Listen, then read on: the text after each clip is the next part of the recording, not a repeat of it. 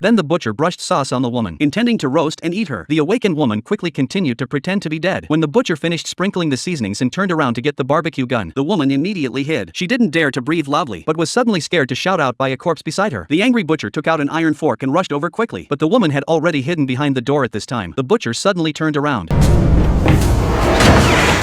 and the clever woman escaped death once again. Taking advantage of the butcher's inspection of the table, the woman tiptoed and ran upstairs. She thought she had escaped for her life, but despairingly, all the windows were sealed. The woman heard the sound of footsteps going upstairs. She had to save herself quickly. She managed to pry open a way. When she turned around, she was suddenly startled. It turned out that there was a woman wrapped up in the refrigerator. In the next second, the girl woke up with a start.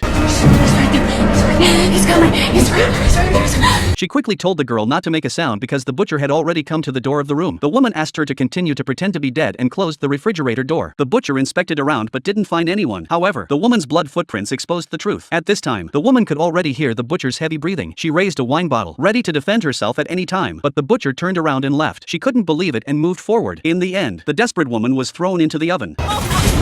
The butcher injected a sedative into her body. The woman had no chance to survive anymore. After being roasted alive, the butcher put her on the dining table and made her into a whole roasted lamb. The butcher still needed a piece of streaky pork, so he set his eyes on a fat man. The woman locked the door from the inside and immediately took out her mobile phone to call the police. However, due to her injury, the facial recognition couldn't unlock it. At this time, she noticed that the butcher was no longer in the surveillance. She summoned up the courage to open the door and run for her life, but found that the car keys were missing, and the butcher was in the car at this moment. Immediately, he stepped on the accelerator and rushed forward.